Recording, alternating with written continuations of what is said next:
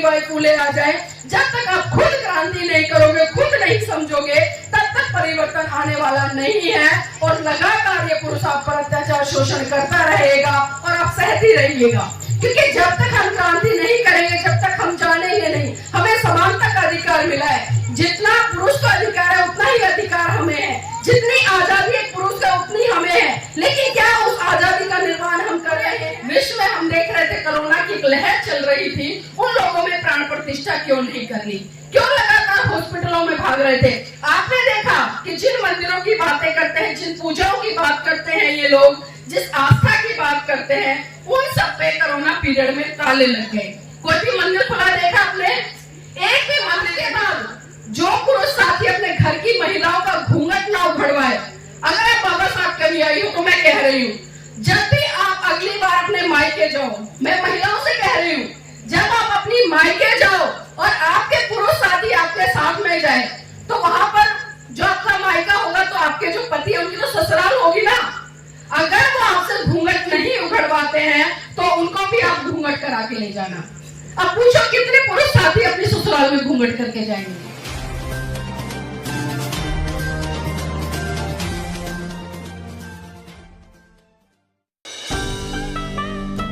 तथागत बुद्ध को अपनी संकल्पनाओं के सुमन अर्पित करते हुए समस्त भारतीय नारी के मुक्तिदाता, बहुजनों के मुक्तिदाता, दुनिया का सूरज, ज्ञान का प्रतीक, संविधान के रचयिता परम पूज्य बाबा साहब को सत सत नमन करते हुए बहुजनों को भारत में सत्ता के गलियारों तक ले जाने वाले साहब मान्यवर काशीराम जी को नमन करते हुए अपनी जूती की नोक से पाखंडवाद को धराशाही करने वाले पेरियार जी को नमन करते हुए अपनी 20 बीघे जमीन को बेचकर सच्ची रामायण का इतिहास रचने वाले ललई सिंह यादव जी को नमन करते हुए और इस देश में शिक्षा की अलग जगह कर महिलाओं के लिए पहला स्कूल खोलने वाले फूले दंपत्ति राष्ट्रपिता ज्योतिबा फूले और माता सावित्री बाई फूले जी को नमन करते हुए और बाबा साहब के साथ में कंधे से कंधा मिलाकर उनके साथ चलने वाली त्याग की मूर्ति माता रमाबाई जी को नमन करते हुए और बहुजन समाज में जन्मे सभी संत महापुरुषों को कोटि कोटि नमन करते हुए और खासकर आज इस ग्रामीण क्षेत्र के मेरे भाइयों बहनों और मेरे पिता तुल्य बुजुर्ग साथियों, आप सभी को मेरा क्रांतिकारी जय भीम, नमो बुद्धाय। सर्वप्रथम मैं आपको आज जो बुद्ध पूर्णिमा है उसकी बहुत बहुत मंगल कामनाएं देती हूँ, क्योंकि आज जो भी प्रकाश हमारे जीवन में है कहीं ना कहीं उसके पीछे हमारे महान पुरुषों का त्याग, समर्पण, बलिदान है। अगर मैं पहली कड़ी में बात करूं महाकारुण्य तथागत बुद्ध की, क्योंकि आज भारत देश के साथ साथ में पूरा विश्व महाकारुण्य तथागत बुद्ध की जयंती बड़े धूमधाम से सेलिब्रेट कर रहा है। इसको त्रिपावन बुद्ध पूर्णिमा बैसाखी के रूप में भी जाना जाता है, क्योंकि आज का ही ये महत्वपूर्ण दिन था जिस दिन 3 घटनाएं एक साथ किसी महान व्यक्ति के जीवन में घटी, और वो महान व्यक्ति कोई और नहीं बल्कि महाकारुण्य तथागत बुद्ध थे, जिनका नेपाल में जन्म हुआ सिद्धार्थ के रूप में। बिहार के बोध गया में ज्ञान की प्राप्ति हुई, बोधिसत्व को प्राप्त किया। उसके बाद सारनाथ में उन्होंने पहला धम्मो उपदेश देने का काम किया, और जो तीसरी महत्वपूर्ण घटना है कुशीनगर में उनका महापरिनिर्वाण हुआ।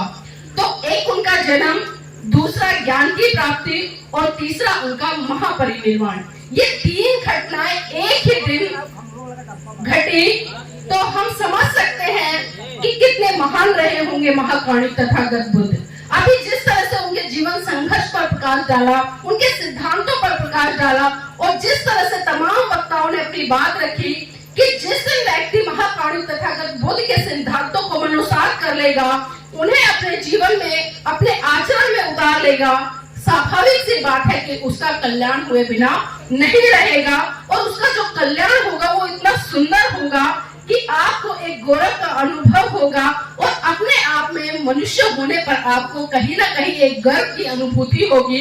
और जिस तरह से कई चीजें यहाँ पर चर्चा की, क्योंकि मैं ज्यादातर पुरुषों के बारे में यहाँ पर बात नहीं करूंगी, क्योंकि मैं अच्छे से जानती हूँ कि मेरे पुरुष साथी मिशन मूवमेंट को समझते हैं, और जहाँ भी हमारे धार्मिक कार्यक्रम हो, राजनीतिक कार्यक्रम हो या सामाजिक कार्यक्रम हो, वहाँ पर हमारे समाज के भाइयों की, पिताओं की जो भूमिका होती है वो बड़ी सक्रिय होती है।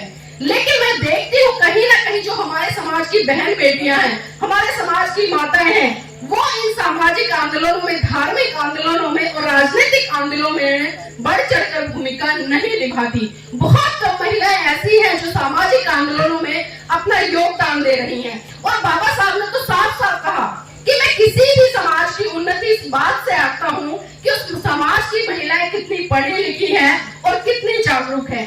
आज मेरे समाज की महिलाएं भले पढ़ लिख गई हैं, आज उनके पास में बड़ी बड़ी डिग्रियां हैं, भले आज वो एक राष्ट्रपति बन गई हैं, एक चपरासी से लेकर राष्ट्रपति की कुर्सी पर पहुंच गई हैं, लेकिन सही रूप में अगर मैं जागरूकता की बात करूं, जिस जागरूकता की बात परम पूज्य बाबा साहब ने की, तो आज भी मैं देखती हूँ मेरे समाज की कम से कम 95% महिलाएं आज भी कर्मकांड, पूजा पाठ, रूढ़िवादी परंपराओं में उलझी हुई हैं। और इसी आधार पर मैं कह रही हूँ कि वो पढ़ी लिखी तो हैं, लेकिन वो जागरूक नहीं है। और जब तक जागरूक नहीं होंगी तब तक मेरा मानना है कि जो उनके घर के पुरुष हैं, जो सुबह निकलते हैं, शाम को घर में आकर घुसते हैं, चाहे सर्दी हो, बारिश हो, तूफान हो, आंधी हो, वो तपतपाती धूप में भी काम करते हैं और घर की आजीविका को जुटाने के लिए जो पैसा कमा कर लाते हैं, उससे आपके बच्चे शिक्षा लेते हैं, अच्छे कपड़े पहनते हैं, अच्छा भोजन ग्रहण करते हैं।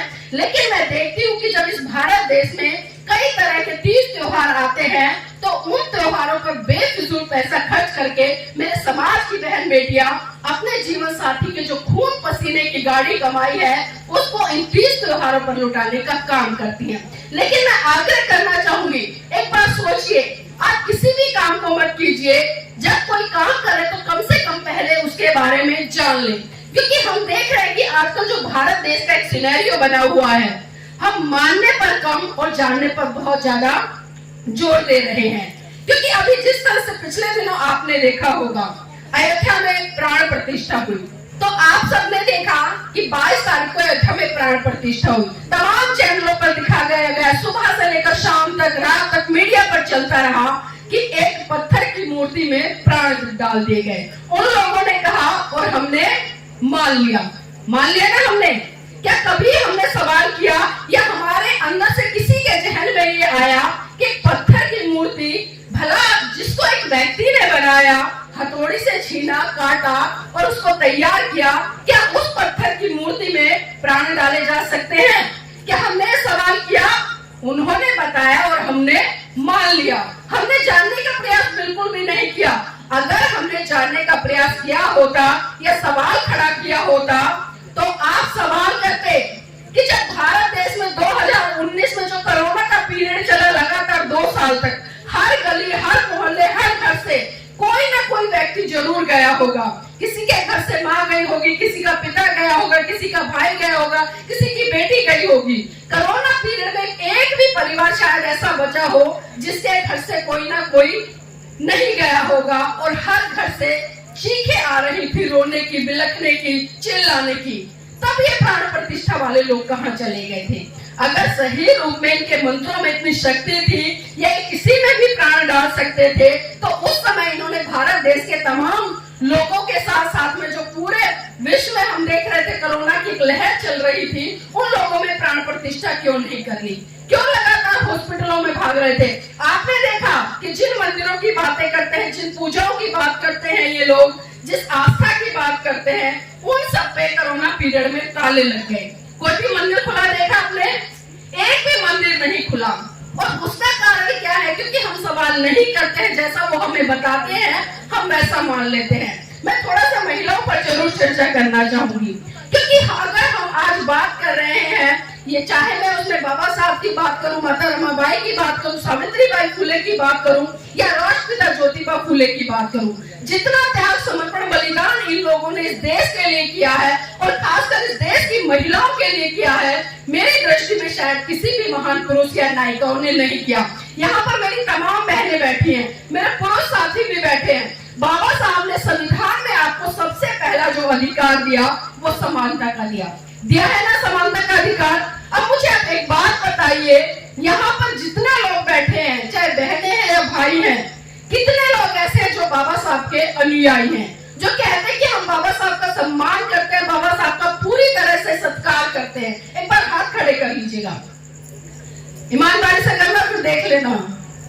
चलिए, बहुत बहुत धन्यवाद। आप सबने हाथ खड़े किए कि हम बाबा साहब का सम्मान करते हैं, उनका सत्कार करते हैं। लेकिन मैं आपको बता दूं, आप सारे के सारे झूठ बोल रहे हैं, सरासर झूठ बोल रहे हैं। अगर आप लोग बाबा साहब का सम्मान करते तो आप खुद यहाँ पर एक अंदर देख लीजिए।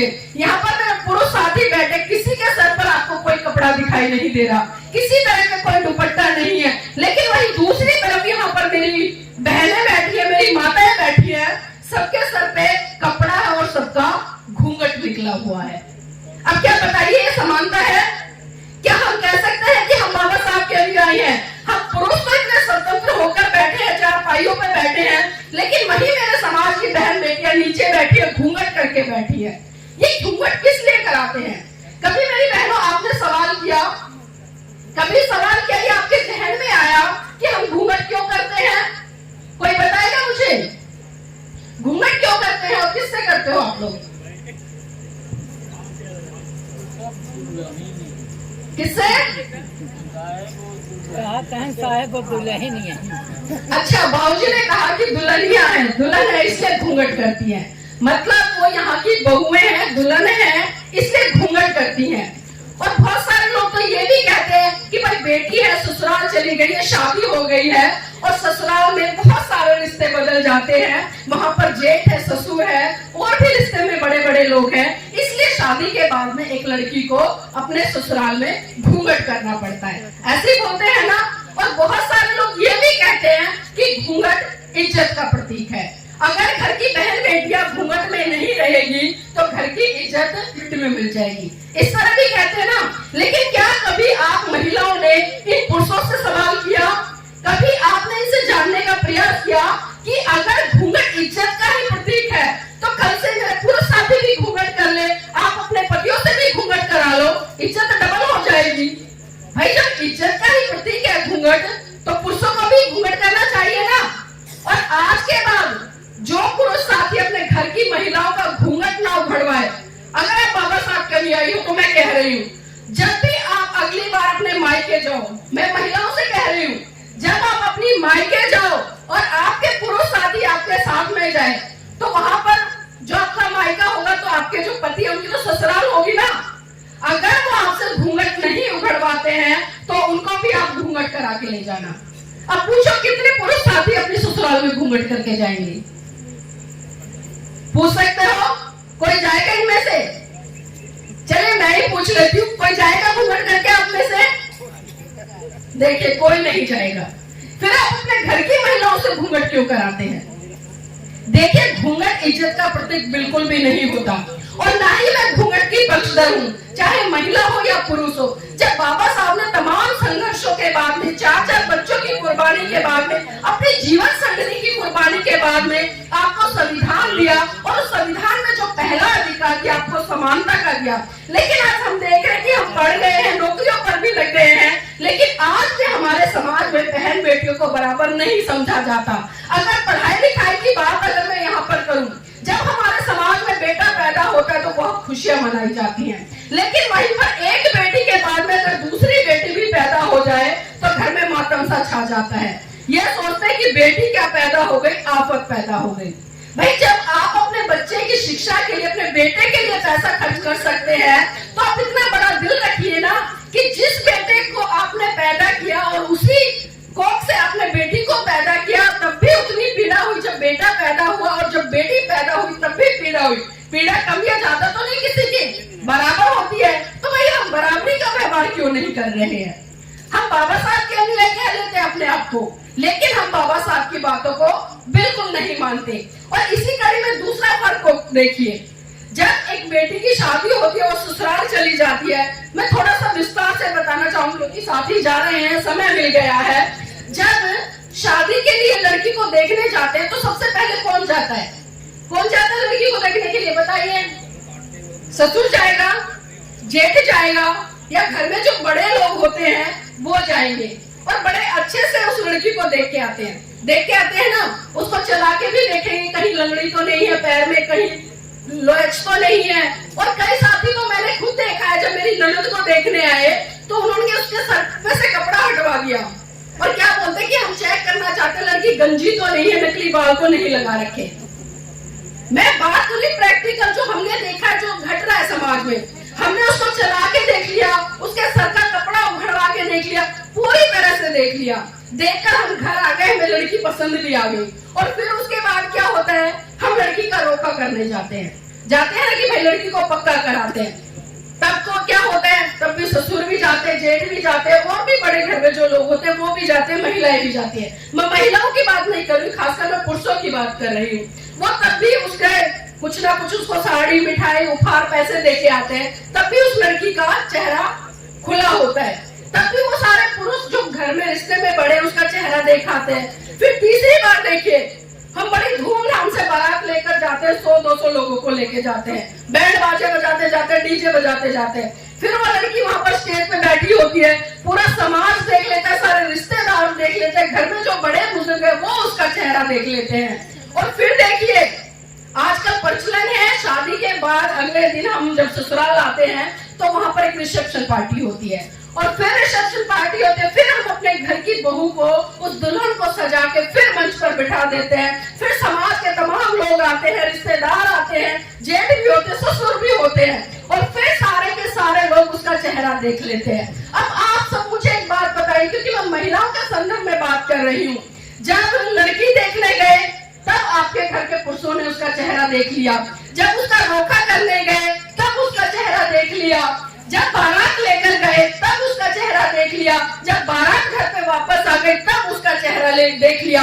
अब मुझे ये बताइए कि ऐसी इज्जत वाली कौन सी बात रह जाती है कि 4-4 बार उस लड़की का चेहरा देखने के बाद आप उसका 2 फुट का घूंघट निकलवा देते हैं। कभी सवाल किया आपने?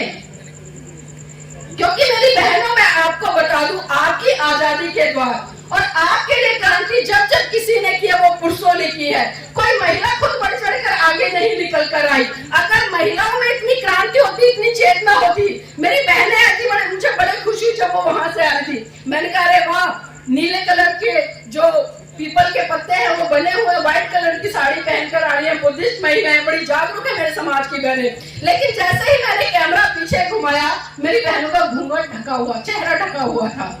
एक ने तो ऐसे कर लिया जब मैंने वीडियो घुमाई इधर। तो बताइए हम कैसे बुद्धिस्ट है, हम कैसा मिशन मूवमेंट चला रहे हैं, हम कैसे बाबा साहब के लिए आई है। अगर इसी तरह से करना है ना, तो मेरी बहनों मत करो ये दिखावा। मैं आपके सामने जीतना चाहता हूँ, उदाहरणों में कहीं और नहीं जा रही। मैं अपने बारे में बताती हूँ, मैं दिल्ली में रहती हूँ, राजधानी में रहती हूँ। जब मेरी शादी हुई 2006 में, 18 साल हो गए मेरी शादी को। जब मैं विवाह करके आई तो मेरा भी इतना लंबा घूंघट था, और जब मैं अपनी ससुराल में आई और घूंघट में थी, और वो भी शहर में, दिल्ली जैसे में, जहाँ लोग बड़े स्वतंत्र तरीके से रहते हैं, बड़ी आजादी है लड़कियों को, वहां मैं पढ़ी लिखी महिला घूंघट में, मुझे बड़ी घुटन सी हुई कि मैं गांव में रहकर भी इतने खुले विचारों की हूँ, लेकिन जब मैं ससुराल आई तो मेरा घूंघट, मैंने वकील साहब से कहा कि सर मेरे बस की नहीं है घूंघट करना, और मैं घूंघट नहीं कर सकती। अगर मैं घूंघट निकाल लूं, उसमें से अच्छी अच्छी गाली आपकी माता जी को, पिताजी को या बड़े बुजुर्गों को देती रहूं, वो सम्मान होगा, या मैं बिना घूंघट के उनका आदर सत्कार करूं, समय पे चाय पानी दूं, सुबह उठकर उनके पैर छूं, वो सम्मान होगा। तो वकील साहब ने 2 टूक शब्दों में कहा कि मर्जी तुम्हारी है, तुम आजाद हो, तुम्हें घूंघट करना है करो, नहीं करना मत करो। वो दिन था और आज का दिन है। मैंने अपना घूंघट उघाड़ा, घर में भूचाल आ गया, क्योंकि जो मेरी सासू माँ है वो यूपी से बिलोंग करती है, और आपको पता है कि गांव की जो महिलाएं होती हैं आज भी रूढ़िवादी परंपराओं से ग्रस्त है।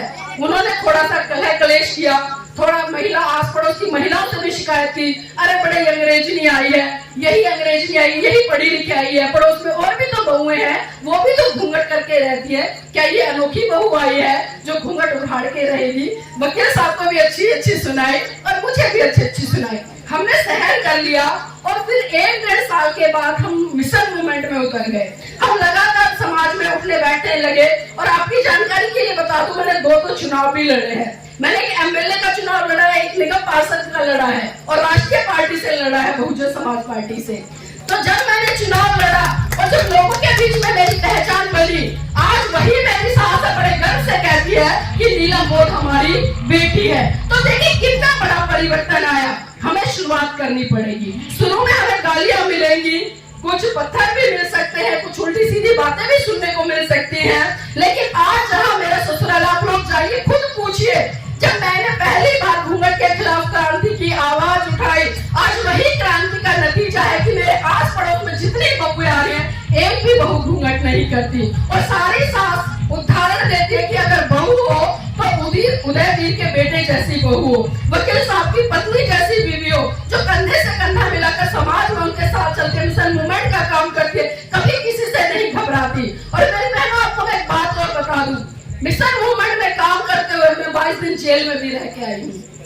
22 दिन आप सोच रहे होंगे, क्योंकि आपके ही घर में अगर कोई भाई बंधु एक दिन भी जेल में चला जाए, आप घबरा जाती है, रो रो के बुरा हाल हो जाता है। मैं और मेरे वकील साहब है, जो हस्बैंड है, हम दोनों जेल में गए। और किस लिए जेल में गए? इस समाज की आवाज उठाने के लिए। आंदोलन चल रहा था आपके गोरखपुर में, और उसी बहुजन आंदोलन में हमें वक्ता के तौर पे बुलाया गया, और जब हमने मन से अपनी बात रखी तो सत्ताधारी लोगों को हमारी बातें पसंद नहीं आई, और सुबह हमें 6 बजे होटल से उठाकर ले गए, और हमें पूरी रात भूखा प्यासा, पूरा दिन भूखा प्यासा, 2 दिन तक हमें जेल में, थाने में रखा, और फिर उसके बाद में हमें गोरखपुर बिछवा जेल में डाल दिया गया।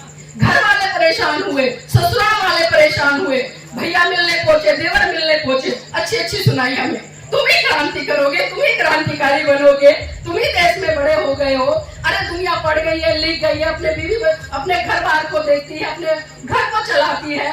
तो हमने उन्हें कहा कि भाई जी, आप जो आज एसी की गाड़ी में बैठ के आए हैं ना, दिल्ली से गोरखपुर जेल तक, आप सूट बूट पहनकर आए हैं ना, अपने देवर से भी कहा कि आज आप वकील बने हैं ना, तो ये देन हमारे महान पुरुषों की है। अगर हमारे महान पुरुष इतना त्याग समर्पण बलिदान नहीं करते तो आज आप सूट बूट पहनकर हमसे जेल में मिलने नहीं आते, एसी की गाड़ी में बैठकर नहीं आते, और जो मेरे देवर हैं वो भी वकील है पेशे से, वो भी वकील नहीं बनते। तो उन्हें हमने समझाया, समझ में बात आती है, मिशन मूवमेंट का काम वो भी करते हैं, लेकिन कई बार इस तरह की घटनाएं हो जाती है तो परिवार का भी दिल दहल जाता है। हमारा भी एक बेटा है, हमें बहुत जगह से लगातार धमकियां मिलती हैं, आरएसएस के लोग हमारे पीछे पड़े रहते हैं, इतनी गंदी गंदी गालियां देते हैं। अगर हम ये सोचकर बैठ जाए कि भाई मेरी पत्नी को गाली मिल रही है, मेरे पति को धमकी मिल रही है, हम तो एक भी दिन समाज में काम नहीं कर पाएंगे। लेकिन हम इन चीजों से नहीं डरते, क्योंकि हमने अपने महान पुरुषों को पढ़ा है, समझा है, जाना है। और जिस तरह से मैंने बात करी कि परम पूज्य बाबा साहब ने आप सबके लिए कितना बड़ा संघर्ष किया है, इस घटना को आगे बढ़ाते हुए मैं आपको बताना चाहूंगी। मेरी बहनों, मेरे भाइयों, बात उस समय की है जब परम पूज्य बाबा साहब बम्बई हाई कोर्ट में प्रैक्टिस कर रहे थे। अचानक उनके पास खबर पहुंची कि साहब, आपका बेटा राजरतन बहुत बुरी तरह से बीमार है और अपने जीवन की अंतिम सांसें ले रहा है। ये बात सुनकर परम पूज्य बाबा साहब तुरंत घर दौड़े आए, और जैसे ही बाबा साहब ने अपने बेटे राजरतन को गोद में उठाया, राजरतन ने बाबा साहब की गोद में ही दम तोड़ दिया। ये मंजर देखकर माता रमाबाई बिलक बिलक कर रोने लगी, और साहब का कॉलर पकड़कर कहने लगी कि साहेब बस कीजिए, बस कीजिए साहेब, बस कीजिए। आपकी समाज सेवा के भूत ने एक एक करके मेरा पूरा परिवार उजाड़ दिया, साहेब बस कीजिए। तो बाबा साहब कहते हैं कि रमा चुप हो जा, रमा चुप हो जा, तू तो रो भी सकती है, लेकिन मेरी तो आंखों के आंसू ही सूख चुके हैं, क्योंकि अपने समाज के मैं हजारों बच्चों को मरते हुए प्रतिदिन देखता हूँ, रमा चुप हो जा। तो माता रमाबाई फिर कहती है कि साहेब मैं आज फिर चुप हो जाऊंगी, साहेब मैं आज फिर चुप हो जाऊंगी, लेकिन आप मुझे एक बात बता दीजिए कि जब जब आप अपने बेटे राजरतन को गोद में खिलाया करते थे तो बड़े हर्षोल्लास के साथ कहा करते थे कि रमा मेरा बेटा राजरतन एक दिन बड़ा होकर इस देश पर राज करेगा। तो साहेब मुझे ये बता दीजिए, आज राजरतन तो इस दुनिया में रहा नहीं, अब बड़ा होकर इस देश पर कौन राज करेगा।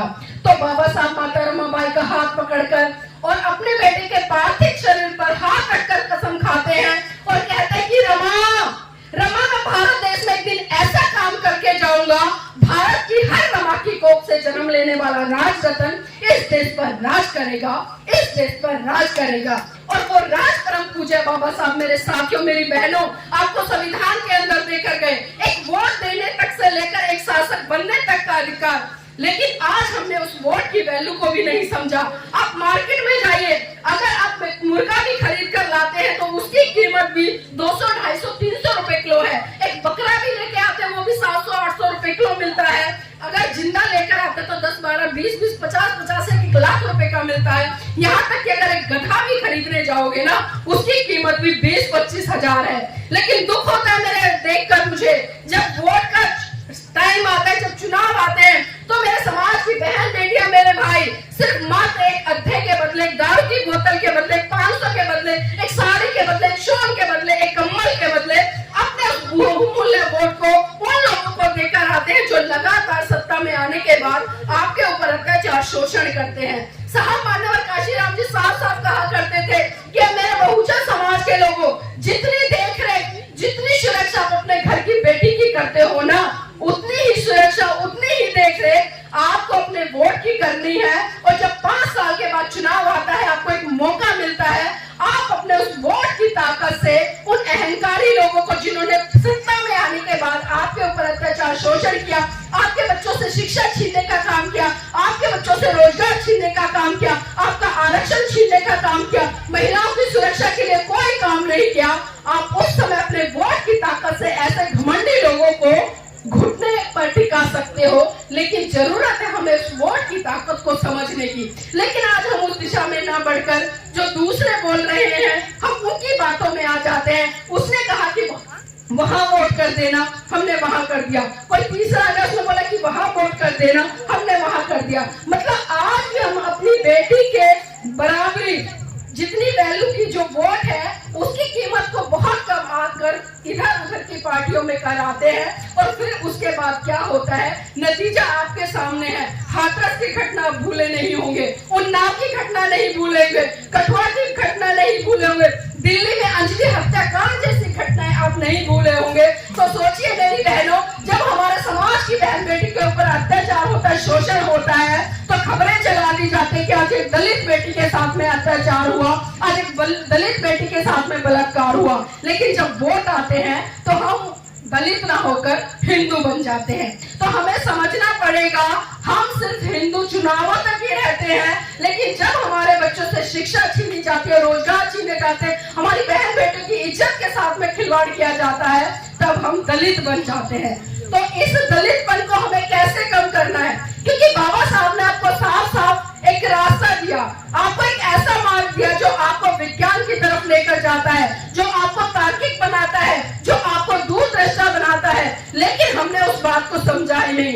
बाबा साहब ने 1935 में एरला की धरती से घोषणा की कि मैं हिंदू धर्म में पैदा हुआ, ये मेरे बस की बात नहीं थी, लेकिन मैं हिंदू धर्म में मरूंगा नहीं। और ठीक 21 साल बाद 1956 में 14 अक्टूबर सन 1956 में बाबा साहब ने नागपुर की दीक्षा भूमि पर लाखों लोगों के साथ में बौद्ध धर्म की दीक्षा ली।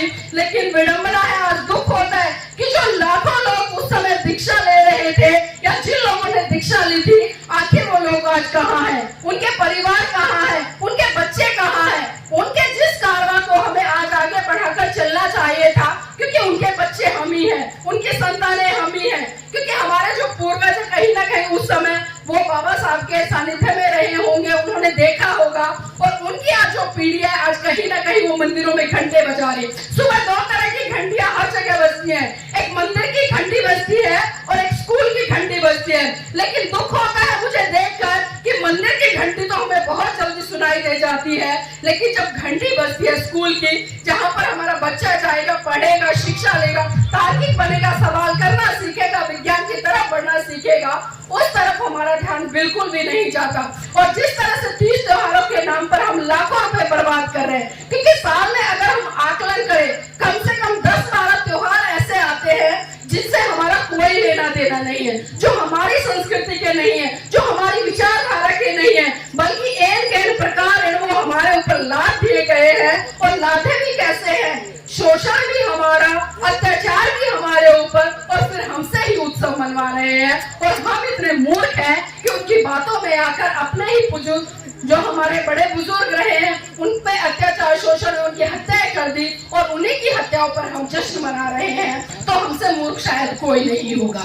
तो मेरी बहनों समझिए, जितने भी ये 30 त्योहार आते हैं आप इनका बहिष्कार कर दीजिए।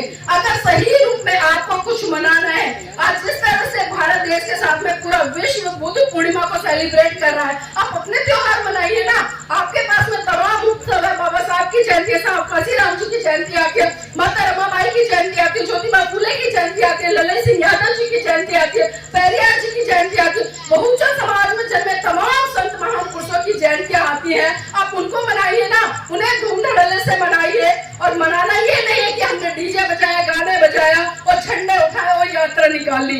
मनाने का मतलब यह, जिस तरह से आज एक कैडर हो रहा है, इस तरह से लोगों को इकट्ठा कीजिए, विचारों का आदान प्रदान कीजिए। कुछ बातें हम सीखेंगे, कुछ बातें आप सीखेंगे। जो बातें हमें नहीं आती, आपको आती है, आप हमें बताएंगे तो हमारा ज्ञानवर्धन होगा, और आप हमसे सुनेंगे तो आपका ज्ञानवर्धन होगा। मतलब दोनों तरफ डबल डबल फायदा हो जाएगा। अगर हमें सही रूप में जयंतियां मनानी है तो इस तरह से मना सकते हैं, हमें वैचारिक क्रांति करनी पड़ेगी। आपको मैं कल का ही उदाहरण देती हूँ। कल हम बक्सर में थे। बक्सर में एक शादी थी जिसमें हम सबको बुलाया गया था, धम्पत संघ की टीम को। और शादी ऐसी वैसी नहीं, यादव समाज के लोगों की शादी थी। बलिया में यादव समाज के जो परिवार है उसमें शादी थी।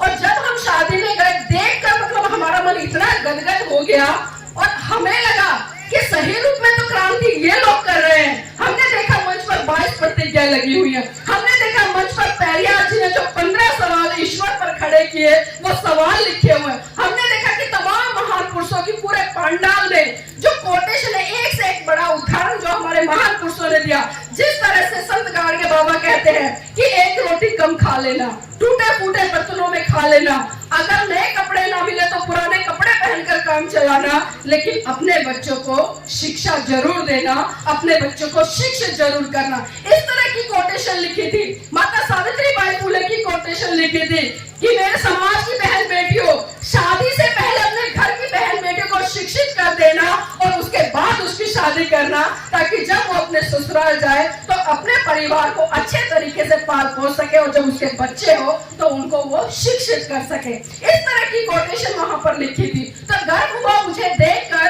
कि आज यादव समाज में इतने बड़े स्तर पर जागृति आ रही है। तो हम तो उन सूरवीरों की संतान हैं जिन्होंने इस देश में क्रांति की है, इस देश के लोगों को एक ऐसा धम्म दिया है जिस धम्म के कारण ही पूरा भारत आज विश्व गुरु के रूप में जाना जाता है। और हम देखते हैं कि जब जब हमारे देश के माननीय प्रधानमंत्री जी या विदेश मंत्री जी या अन्य पूंजीपति लोग जब विदेशों में जाते हैं तो वहां पर बड़े गर्व से कहते हैं कि हम बुद्ध की धरती भारत से आए हैं। तो सोचिए, जब विदेश में जब वो जाते हैं, अपनी पहचान कराते हैं, तो वो ये कभी नहीं कहते कि मैं कृष्ण की धरती से आया, राम की धरती से आया, सीता की धरती से आया हूँ या किसी अन्य की धरती से आया, क्योंकि उन सबको पता है कि अगर भारत की पहचान है पूरे विश्व में तो वो सिर्फ महाकारुणिक तथागत बुद्ध के कारण है, जिन्होंने एक ऐसा सिद्धांत या एक ऐसी विचारधारा दी जो आपको पाखंडवाद से, रूढ़िवाद से निकालकर, आपको अंधकार से निकालकर प्रकाश की तरफ बढ़ाती है। लेकिन ये चीजें मेरे साथियों हम तभी समझ पाएंगे, तभी कर पाएंगे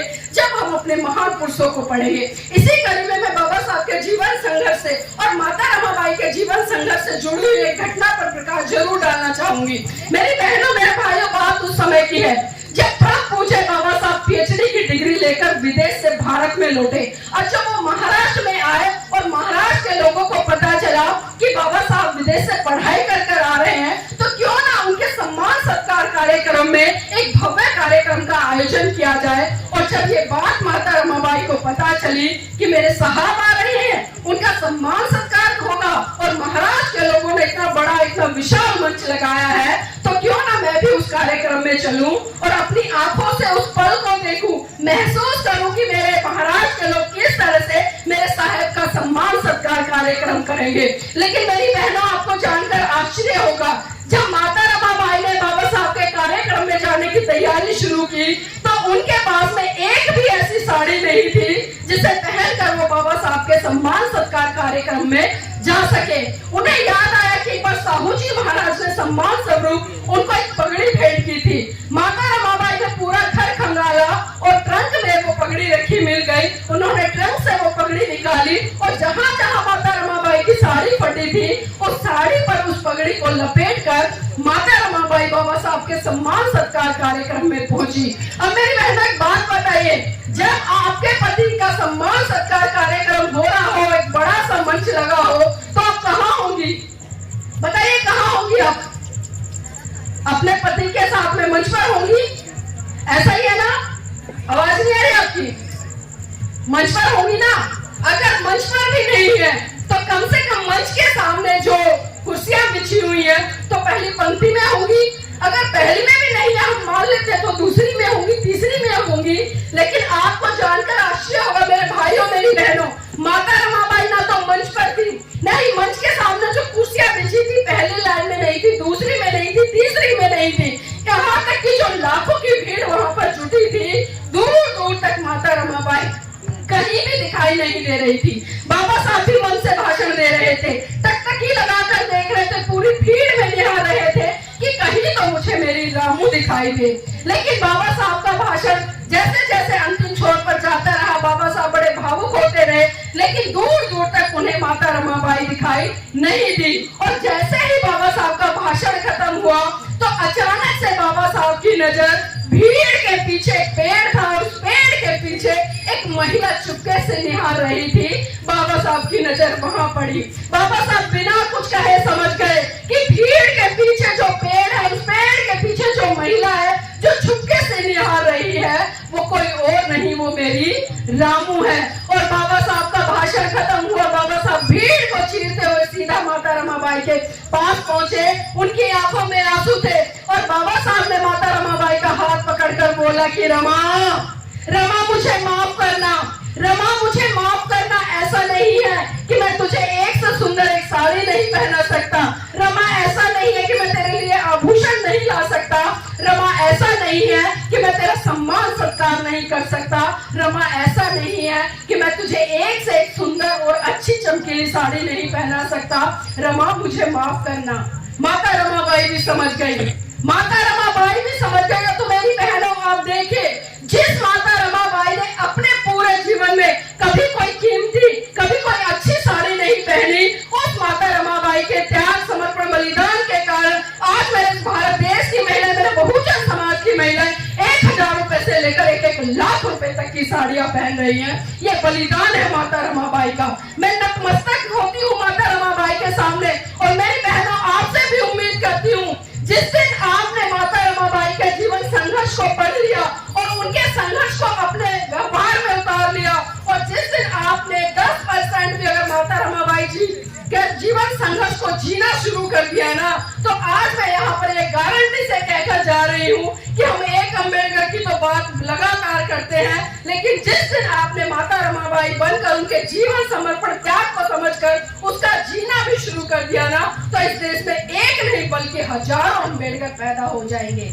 लेकिन जरूरत है मेरी बहनों उस त्याग, समर्पण, कुर्बानी और बलिदान को समझने की, क्योंकि मैंने कहा हम जय जयकार तो बहुत कर लेते हैं। अभी वकील साहब जिस तरह से कह रहे थे कि जब जब बाबा साहब की जयंती आती है, बुद्ध पूर्णिमा आती है, महापुरुषों की जयंती आती है, हम बहुत बड़े बड़े मंच लगा लेते हैं, हम बहुत बड़ी बड़ी रैलियां निकाल लेते हैं, डीजे बजा लेते हैं, माथे पे नीला सा टीका लगा लेंगे, बड़ी सी नीली सी पगड़ी बांध लेंगे, जय भीम के पटके डाल लेंगे और बड़े जोर जोर से नारे लगाएंगे कि हम अम्बेडकरवादी हैं, संघर्षों के आदी हैं। लेकिन मैं जानना चाहती हूँ कि हम कैसे संघर्षों के आदी हैं। आज भी अगर हम आकलन करें, एक सर्वे करें, तो हम अपने आप को कहाँ पाएंगे? आज सिर्फ हम अपने बच्चों की भूख मिटाने के लिए लड़ रहे हैं, अपने बच्चों के पेट पालने के लिए लड़ रहे हैं, अपने घर की महिलाओं को अच्छे कपड़े पहनाने के लिए लड़ रहे हैं। और मेरे समाज का बुद्धिजीवी जो वर्ग है, खासकर जो बड़ी बड़ी नौकरियों पर है, दुख होता है कि समाज का जो निम्न तबका है, जिसके पास संसाधन नहीं है,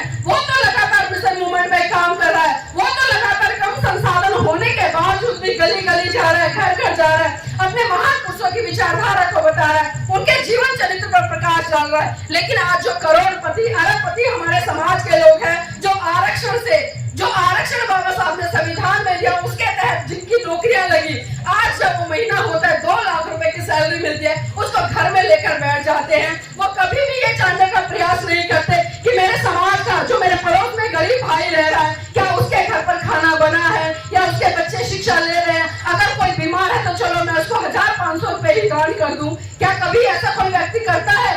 करते होंगे कुछ परसेंट, 1-2%। यह भी बहुत बड़ा रेशो बता दिया है मैंने। लेकिन मैं यही कहूंगी, क्योंकि जब तक हम अपने महान पुरुषों को नहीं पढ़ेंगे, तब तक हम कभी भी कामयाब नहीं हो सकते। और मेरी बहनों, मैं आपसे कहूंगी, क्योंकि देखिए बातें खाना पीना होता रहता है, हम भूखे भी रहते हैं, कई बार हम व्रत करते हैं तब भी तो भूखे रहते हैं ना। मैं उदाहरण के तौर पे कह रही हूँ, मैं कोई व्रत नहीं करती। आप में से कितनी ऐसी महिलाएं जो करवा चौथ का व्रत करती है? कितनी महिलाएं हैं? ईमानदारी से बता दो। कोई नहीं करता? मतलब घूंघट कर दो, करवा चौथ का व्रत ना करो, ऐसा हो ही नहीं सकता। नहीं करते। कितनी महिलाएं करती है? कौन कौन करता है आपके घर में करवा चौथ का व्रत? आपकी बहू है, बेटियां जो ससुराल चली गई, कोई तो करता होगा। आंटी कह रही करते हैं ना? सच बताओ। चलिए, अगर नहीं करते तो बहुत अच्छी बात है, और करते हैं तो मेरी बहनों समझिए, क्योंकि जो करवा चौथ का व्रत आप कर रहे हैं, किस लिए कर रहे हैं? क्योंकि हम चर्चाएं करते हैं, महिलाओं में बैठकर भी चर्चा करते हैं, पुरुषों में भी बैठकर चर्चा करते हैं। और मेरी बहन बेटियां ये कहती नजर आती है कि करवा चौथ का व्रत हम इसलिए करते हैं क्योंकि करवा चौथ के व्रत से पति की लंबी उम्र होती है। और मुझे एक बात बताइए, अगर एक व्रत करने से आपके पति की लंबी उम्र हो जाती है, चलो मैं मान लेती हूँ, तो आपका पति आपके लिए ऐसा कौन सा व्रत करता है जिससे कि आपकी लंबी उम्र हो? करता है कोई? नहीं करता। तो क्या इसमें हम कह सकते हैं बाबा साहब के लिए आई है, हम समानता का व्यवहार करते हैं? आप तो पूरा दिन भूखा प्यासा रहकर अपने पति की लंबी उम्र के लिए दुआ करती है, मंगल कामनाएं करती है। और एक चीज और देखिए, पूरा दिन आप भूखा रहती है, प्यासा रहती है, और शाम को सज धज कर छत पर चढ़ जाती है। किस लिए चढ़ती है? क्या देखने के लिए? आप खुद देखिएगा। जब बचपन में कई बार आपका बच्चा रोता है, हम भी छोटे थे, हमारी मम्मियां भी करती थी, हमारी बड़ी बहनें भी कई बार कहती थी कि बेटा देख चंदा मामा निकल गया। उसको चुप कराने के लिए क्या बोलती थी कि बेटा चुप हो जा, देख चंदा मामा निकल गया। और जब करवा चौथ जैसी रूढ़िवादी परंपराएं आती थी, तो वही मेरे घर की बहन बेटियां, मेरी मम्मी उस चांद को, उस मामा को पति के रूप में देखती थी। तो ये कैसा दोहरा मापदंड है? एक तरफ तो हम उसे अपना भाई बना रहे हैं, और दूसरी तरफ जब करवा चौथ जैसी परंपराएं आती है तो वही भाई हमारा पति बन जाता है। तो क्या हमने कभी सोचा, क्या इसी दिन के लिए बाबा साहब ने अपने 4 बच्चों की कुर्बानी दी कि मेरे समाज की बहन बेटियां जिन्हें मैं यहाँ तक लेकर आया हूँ? बाबा साहब ने तमाम संघर्षों के बाद में आपके लिए संविधान लिखा, उस संविधान में तमाम अधिकार दिए, और उसके बाद में मैं बता दूं, बाबा साहब ने हिंदू कोड बिल लिखा सबके लिए, जिसको कि मनुवादी लोगों ने पास भी नहीं होने दिया था, और टुकड़ों टुकड़ों में वो हिंदू कोड बिल पास हुआ। और उस हिंदू कोड बिल में क्या लिखा था? जिस महिला को कभी घर की 4 दीवारी से निकलने का अधिकार नहीं था, उस महिला के लिए बाबा साहब ने शिक्षा के द्वार खोले। जो महिला कभी अपनी मर्जी से शादी नहीं कर सकती थी, उस महिला को अपनी मर्जी से शादी करने के लिए बाबा साहब ने अधिकार दिया। जो महिला शादी से पहले अपने पिता के अधीन रहे, शादी के बाद अपने पति के अधीन रहे, और जब उसका पति मर जाए तो अपने पुत्र के अधीन रहे, मतलब एक तरह से पूरी ऐसी व्यवस्था कि एक महिला को पूरी तरह से एक पुरुष के अधीन कर दिया। और इतना ही नहीं, जो पुरुष है वो उस महिला को पैर की जूती समझता था, तो बाबा साहब ने उस पैर की जूती को उस पुरुष के सर पर बिठा दिया। बाबा साहब ने अधिकार दिया कि आपके पिता की संपत्ति में जितना अधिकार उनके बेटे का होगा, उसके बराबर अधिकार उस बेटी का भी होगा जिसने उनकी कोख से जन्म लिया है। ये अधिकार बाबा साहब ने दिए। जब आप गर्भवती होती हैं, जब आपकी डिलीवरी होती है, तो 6 महीने का आपको अवकाश मिलता है, और उस 6 महीने के अवकाश में आपको लगातार जो आपकी सैलरी है वो मिलती है। ये अधिकार बाबा साहब ने दिया। लेकिन इस अधिकार को कितने लोगों ने समझा? इसका फायदा तो भारत देश की सभी महिलाएं उठा रही हैं, लेकिन जब बात आती है उनके गुणगान की, हमारे बच्चे नौकरी लग जाए, हम कहीं अच्छे अधिकारी बन जाए, या हम किसी अच्छे मुकाम पर पहुंच जाए, हम एक अच्छा सा बड़ा सा घर बना ले, तो हम किसका गुणगान कर रहे हैं? किसके यहाँ जा रहे हैं? हम वैष्णो देवी भागेंगे, हम हरिद्वार भागेंगे, हम पंडित को बुलाएंगे, उसको दान दक्षिणा देंगे, वहां हम हजारों रुपए खर्च कराते हैं। लेकिन जिस महान पुरुष के कारण आपको तमाम ये अधिकार मिले, उसके प्रति हम इतनी भी कृतज्ञता व्यक्त नहीं करते कि उसके सामने झुककर हम नतमस्तक करके ये भी कह रहे कि बाबा साहब धन्यवाद, आपके त्याग समर्पण बलिदान के कारण आज जो मैं जीवन जी रही हूँ। अगर मैं अपनी बात करूँ, आज मैं यहाँ पर पैंट शर्ट पहन के खड़ी हूँ, ये अधिकार भी मुझे मेरे परम पूज्य बाबा साहब ने दिया, वरना मेरी कोई औकात नहीं थी कि मैं आपके सामने ऐसे जोर जोर से अपनी बात को रख पाती, इतने स्वतंत्र तरीके से अपनी बात को रख पाती। लेकिन मैंने कहा नहीं है। हम जानते नहीं, हम जानने का प्रयास नहीं करते, सिर्फ मान रहे हैं कि हमारे बड़े बुजुर्ग कर रहे थे इसलिए हम करेंगे। आज हमारी पीढ़ी ने किया, अगली जो हमारी पीढ़ी आएगी वो भी क्या करेगी कि हमारे बड़े बुजुर्ग कर रहे थे इसलिए क्या। हम सवाल नहीं कर रहे हैं, हम जानने का प्रयास नहीं कर रहे हैं। और जब तक हम सवाल नहीं करेंगे ना तो इसी तरह से हम गुलामी का जीवन जीते रहेंगे। मेरी यहाँ पर बहनें बैठी हैं, एक बार हाथ खड़ा कीजिए सब, दोनों हाथ खड़ा कर लीजिएगा। नहीं, मैंने बहनों से कहा, भाइयों से नहीं कहा। अब मेरे भाई देखे, मेरी बहनों के हाथ में क्या दिखाई दे रहा है आपको? कुछ दिखाई दे रहा है? चलिए, चूड़ियां दिखाई दे रही, ताली बजा दीजिए उनके लिए। अब एक बार मेरे पुरुष साथी हाथ खड़े कर ले दोनों। अब महिलाएं देखिए, इनके हाथ में कुछ दिखाई दे रहा है? नहीं। जब आपने हाथ खड़े किए तो आपके हाथ में 9, 10, 11, 12 चूड़ियां हैं। लेकिन जब मेरे भाइयों ने हाथ खड़े किए, किसी के हाथ में एक भी चूड़ी नहीं आती, कि किसी के हाथ में कोई कड़ा भी नहीं है। नहीं है ना? और हमने बचपन में एक मुहावरा पढ़ा था, आज भी पढ़ते हैं, स्कूलों में पढ़ाया जाता है, कॉलेज में भी है वो मुहावरा कि चूड़ियां पहनकर अपने घर में बैठ जाओ।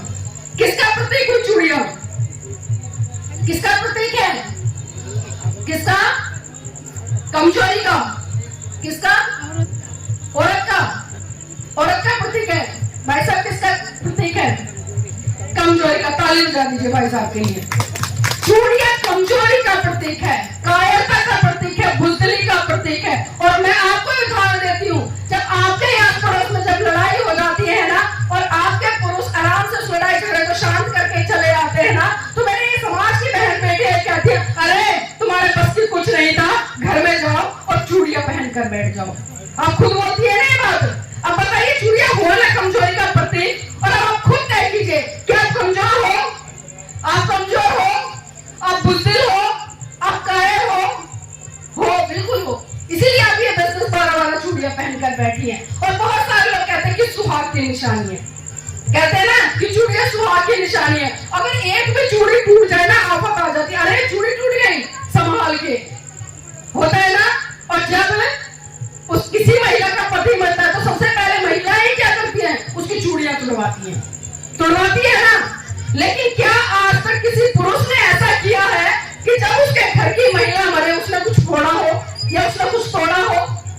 किया है आज तक? क्योंकि वो पहनते ही नहीं है, वो ऐसा कुछ करते ही नहीं है। क्योंकि जब इस समाज में, इस देश में या कहीं भी, हम भारत देश की बात कर रहे हैं, यहाँ पर हम रहते हैं, जब शादी होती है तो एक फर्क देखिएगा, कितना बड़ा फर्क आता है। एक लड़का होता है, एक लड़की होती है, दोनों की शादी होती है। वहीं दूसरी तरफ अगर हम लड़की को देखें, सर से लेकर पांव तक, मतलब सर से लेकर पांव तक उसके पैरों में बिछुए डाल दिए जाते हैं, उसके पैरों में पायल डाल दी जाती है, गले में मंगलसूत्र डाल दिया जाता है, हाथों में चूड़ियां डाल दी जाती है, माथे में बिंदी लगा दी जाती है और लाल रंग के बहुत बड़ा एक सड़क भर दी जाती है जिसे सिंदूर बोलते हैं, लगाते हैं ना। और ये सारी चीजें क्यों करते हैं? ताकि दूर से ही देखते हमें पता चल जाए कि वो शादीशुदा है। ऐसा ही है ना। अब पुरुषों के लिए बताइए, क्या कोई भी एक भी मापदंड ऐसा तैयार किया कि हमें दूर से देखते ही पता चल जाए कि वो शादीशुदा पुरुष है? क्या किया ऐसा? तो क्या कह सकते हैं हम ये समानता है?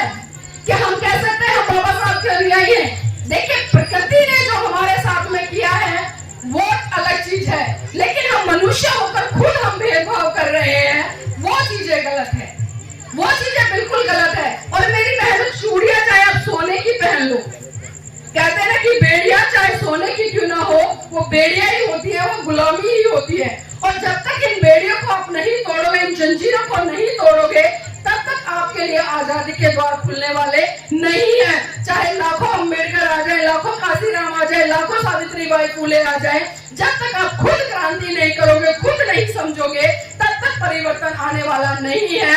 और लगातार ये पुरुष आप पर अत्याचार, शोषण करता रहेगा और आप सहती रहिएगा। क्योंकि जब तक हम क्रांति नहीं करेंगे, जब तक हम जानेंगे नहीं, हमें समानता का अधिकार मिला है। जितना पुरुष का अधिकार है उतना ही अधिकार हमें है, जितनी आजादी एक पुरुष का उतनी हमें है। लेकिन क्या उस आजादी का निर्माण हम कर रहे हैं? आज भी हम देखते हैं कि समाज में जितने भी निर्णय होते हैं, चाहे वो घर के हो, परिवार के हो, समाज के हो, ज्यादातर फैसलों पे मंजूरी जो होती है वो पुरुषों की ही होती है।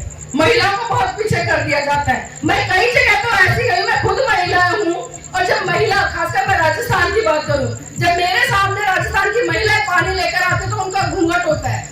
मैं पूछती कि भाई आप महिला है, मुझसे घूंघट क्यों कर रही है? वो सास से भी घूंघट करती है, जेठानी से भी घूंघट करते हैं, घर की महिलाओं से भी घूंघट करती है। और एक सबसे बड़ी चीज देखिए, मैं कह रही हूँ, मैं बता रही हूँ इसलिए क्योंकि जरूरी है।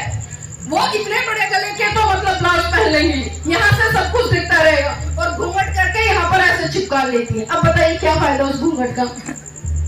जिसलिए आप घूंघट कर रहे हैं, जिसलिए आप दुपट्टा डाल रहे हैं, आप उस पार को ही नहीं ढक रहे, तो क्या फायदा घूंघट का? तो मेरी बहनों, घूंघट करने से कुछ नहीं होगा। चूड़ियां पहनने से आपका सुहागन नहीं हो जाओगी, मांग भरने से भी आप सुहागन नहीं हो जाओगी। बहुत सारे लोग जिस तरह से कहते हैं कि मांग भरने से ब्लड सर्कुलेशन बना रहता है, तो महिलाओं को मांग भरनी चाहिए, तो मैं कई बार मेरी बहस भी हो जाती है। और एक बार तो हमारे दिल्ली में एक पुरुष साथी थे, वो मुझसे बोले, नीलम जी आप शादीशुदा हैं तो आप मांग क्यों नहीं भरती? तो मैंने उनसे बोला, भाई जी मुझे ये बता दीजिए कि मांग भरने से, सिंदूर लगाने से ऐसा क्या फायदा है जो मैं लगाऊं? तो उन्होंने कहा कि बहन जी जब आप मांग भरेंगी, सिंदूर लगाएंगी, एक तो आपकी पहचान होगी कि आप शादीशुदा हैं, और दूसरा ये कि मांग में सिंदूर भरने से जो ब्लड सर्कुलेशन है वो आपका अच्छा बना रहेगा। तो मैंने तुरंत उन भाई से कहा कि भाई जी अगर सिंदूर भरने से ब्लड सर्कुलेशन अच्छा बना रहेगा महिलाओं का, तो आप भी कल से मांग भरना शुरू कर दीजिए, ताकि आपका भी ब्लड सर्कुलेशन अच्छा बना रहे। क्या खाली महिलाओं का ब्लड सर्कुलेशन अच्छा रहना चाहिए? तो हमें बहनों तार्किक होना पड़ेगा, सवाल करने पड़ेंगे। जब तक हम सवाल नहीं करेंगे तब तक हम अच्छी दिशा में और अंधकार से प्रकाश की तरफ नहीं बढ़ पाएंगे। तमाम वक्ताओं ने अपनी बात की, और मैं सिर्फ इतना ही कहना चाहूंगी कि देखना बहुत कुछ है, देखना बहुत कुछ है, देखते रहिए। देखना बहुत कुछ है, देखते रहिए। करना बहुत कुछ है, करते रहिए। समाज आज भी बलिदान मांगता है, पर सच तो यह है मेरे भाइयों, मेरी बहनों, आज आपसे आपकी जान नहीं बल्कि आपका ईमान मांगता है, आपका ईमान मांगता है। जय भीम, नमो बुद्धाय, जय संविधान।